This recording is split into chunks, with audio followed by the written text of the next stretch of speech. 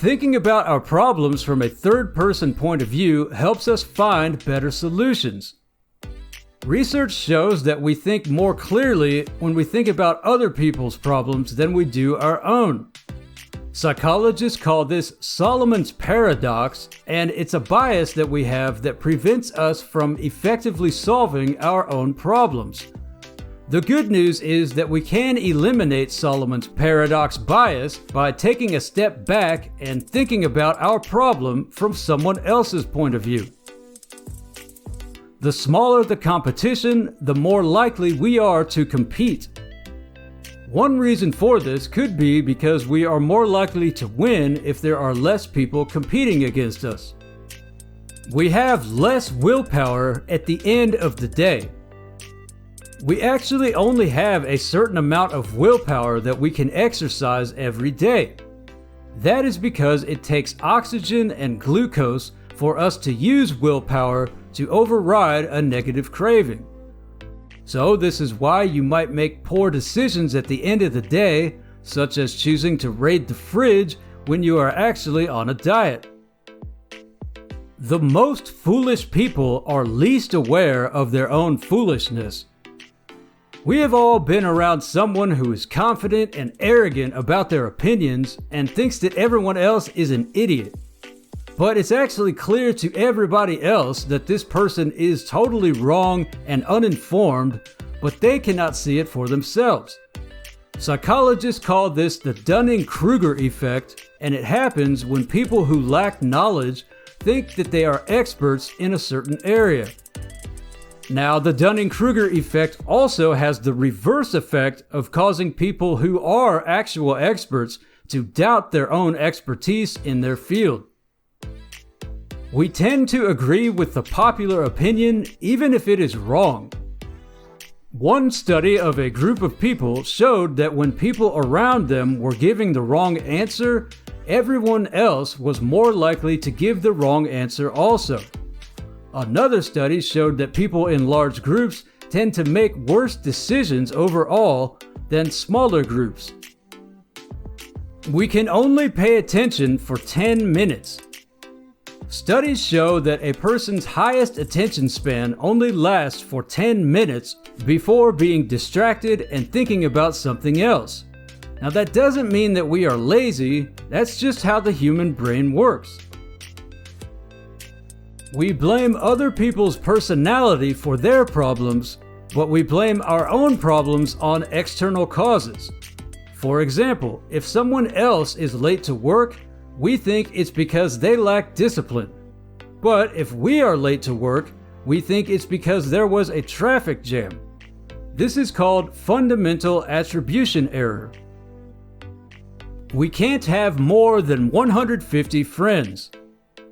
Psychology says that all humans have a max limit of close relationships, and it ranges from 50 to 150. We only believe things that agree with our current beliefs. This is called confirmation bias, and it happens because the human brain tends to interpret facts in a way that will confirm our current beliefs. We will pick the first thing on a list. Psychology says that people are subconsciously more likely to choose the first item on a menu, or the first candidate on the ballot, or anything else that is the first item on a list of choices. You can tell if someone is lying if their eyes dart back and forth. This means they are uncomfortable and they don't really want to answer your question. People will text things that they are afraid to say out loud or in person. Another way to tell if someone is lying is if they shake their head left and right while they're talking to you. People will usually nod their heads up and down when they are telling the truth, as if to agree with their own statements. But liars will often shake their heads left and right. This is a subconscious way of disagreeing with their own lies. Our body pumps more blood to the left side of our brain every 2 hours. This helps us think more critically. We can tell when someone is looking at us, even if we can't see them. This is called gaze detection, and neurological studies show that we have very sensitive brain cells that are responsible for this. Studies have also shown that as soon as someone stops looking at you, the feeling goes away. Praying to a loving God reduces psychological problems.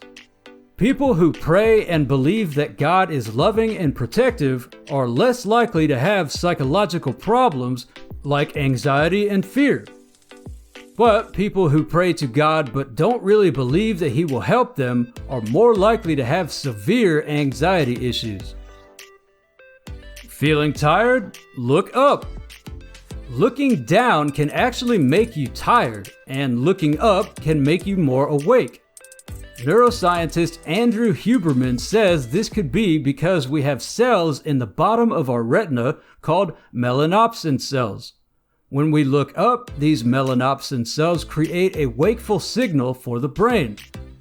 So the next time you're feeling tired, move your eyes upward toward the ceiling for 30 seconds and you will have more energy and be less sleepy. We will care more about one person getting hurt than we will care about millions of people getting hurt. Psychology says this is because it's easy for us to believe that we can actually help one person, but it's hard for us to believe that we could do anything to help millions of people. Sleeping on your left side is the most healthy way to sleep. It helps digestion, it reduces heartburn, boosts brain health, and reduces snoring and sleep apnea. If someone starts shouting at us, our natural tendency is to shout back.